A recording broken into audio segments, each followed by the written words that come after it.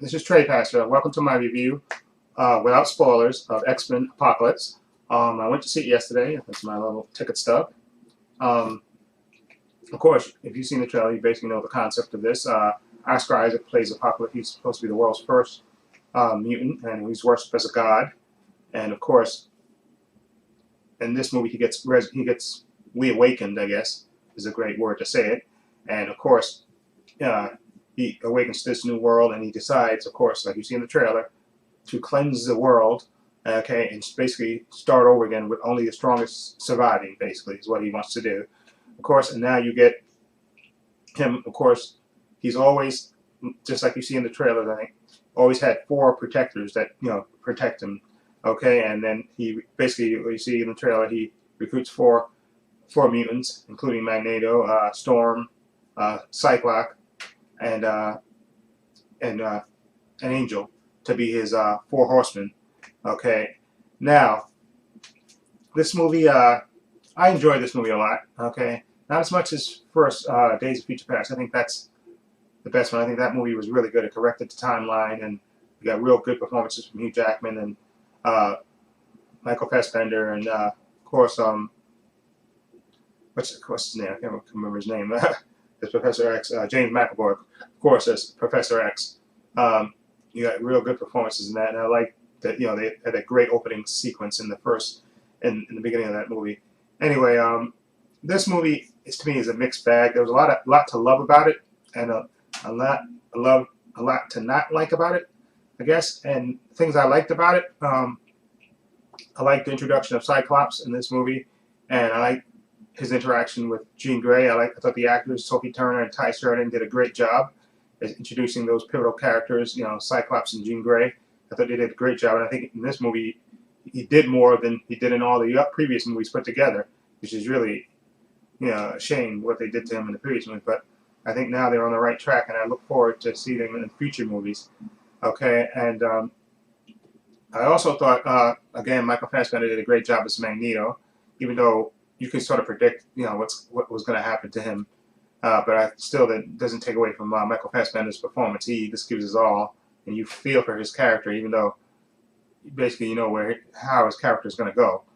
Okay, and of course Evan Peters as Quicksilver. I know his character. He just makes me laugh. He just has a certain way he plays the character that makes me laugh, and and again, like the previous movie, he has one of those sequences again. I don't think this is spoiling things. I think people know he has another one of those fantastic sequences in this movie, which I really, really enjoyed.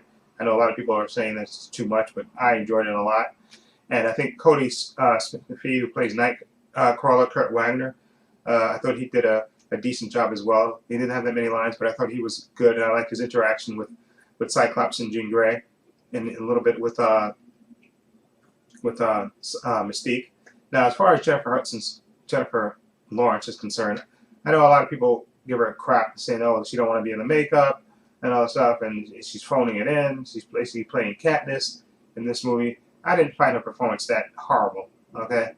And I just, understand, she became a bigger star from the beginning of that first movie, First Class, to, by the time this came out, she just became a bigger star.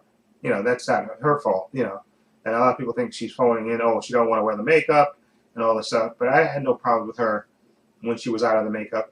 Exactly, you know who the character is, okay? And Jennifer Lawrence can act, okay? To me, it doesn't look like she's phoning it in. I know a lot of people think she's phoning it in and stuff, and oh, she should be in the makeup all the time and all that stuff. But I don't think so, okay? And now my dislikes. Oh wait, hold on. Is there one more thing I like? Oh, yeah. I did like Rose Byrne as Moira McTaggart.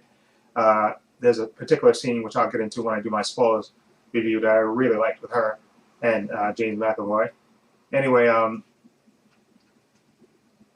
things I didn't like. Okay, some of the characters didn't get, I think, proper development, and again, Jubilee gets the short end of the stick. Okay, not that I was expecting her to be all over the movie or anything, but you keep introducing this character into the movie, and I think, at least give her something to do. But anyway, and what also I didn't like, I wanted more, I guess, of the Scott Summers, Alex Summers, Cyclops and Havoc relationship. I wanted more of that. I mean, there was a little bit in there, but not enough. I guess, for me. And as far as Apocalypse is concerned, he was an okay villain. He wasn't a fantastic villain. Like when I remember watching the cartoons or the '90s cartoon with Apocalypse, and he was absolutely terrifying in that movie. In this movie, he was a little bombastic, I guess is the word to say. You know, he's bombastic and not as terrifying as I guess as he could have been. I guess, which I guess is a kind of negative to me. Again, Angel, I think had enough development, his character, and Storm. I don't think she had enough development at all either. I think, and same thing with Cyclops. Again, I think some of the characters just got the short end of the stick when it comes to character development. Okay, which kind of just didn't kind of rubbed me the wrong way. And but I guess those things are nitpicks to me. I like the action sequences and stuff, and I like the fight between the mutants, and towards the climax of the movie and stuff. And again, I like James McAvoy's Professor X. I thought he is really good. He always gives his all when he plays Professor X, and I really like his character. And same thing with Nicholas Hoult as Hank McCoy.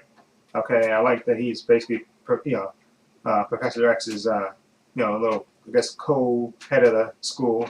And I liked his relationship with Cyclops and stuff. I like their sequences together too as well. Okay, but again, this movie was okay. But in terms of, I think First Class was just a better movie, and Days of Future Past, I think was a better movie. I think this movie, I think it's the weakest of the new trilogy.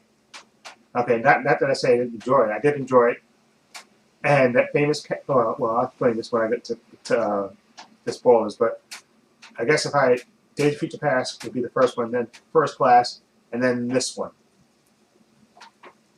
I guess if I had to rank them, I rank them that way. But I did enjoy this movie. Again, I like the development of Scott Summers and Jean Grey in this movie. I did like that because those are my favorite, two of my favorite characters, and I like that they got more development in this. And this is not Oscar Isaac's fault that Apocalypse didn't wow me. I guess, like I say, he was a little bit too bombastic for me. Not as terrifying as I guess as he could have been, even though what he was doing basically, trying to destroy the world is a terrifying thing. But he didn't wow me, I guess, is what the word, I guess is the word I'm trying to say. Okay? But again, Michael Fassbender, I thought, as Eric Cassandra Magneto, I thought he was great, even though his storyline was totally predictable. I mean, you could probably pretty much predict how it was going to end, and I'll get into that when I do my spoilers review. But overall, I did enjoy the movie. Again, nice addition to the trilogy, and I'm going to give X-Men Apocalypse a 7.6. 7.6? Yeah, I'll give it a 7.6. Because I think first, Days of Future Past was like an 8.5. And I think First Class was like an 8. And I think this one was just below that. So maybe 7.6 or 7.7. So this is 7.8. I'm going to give 7.6. I'll stick with 7.6. Like I said, I think it could have been better. I think if the character of Apocalypse was more terrifying to me, which he wasn't. And I think if some of the characters got more development, I think I would have bumped up my score a little bit more. Okay? So there you go. Anyway, so 7.6 for X-Men Apocalypse. Okay, I'm looking forward to hopefully I think the next movie is supposed to take place in the 90s. I'm looking forward to that, and I do want. Well, I'll get into this when I do my spoiler review. Okay, and anyway, so that's it. 7.6 for X-Men Apocalypse. Let me know what you think of it. Have you seen the movie? What do you think of it? What is your rating of it? Feel free to leave comments down below, and if you like this review, please hit the subscribe button down below. And this is Trepacer saying so long and take care.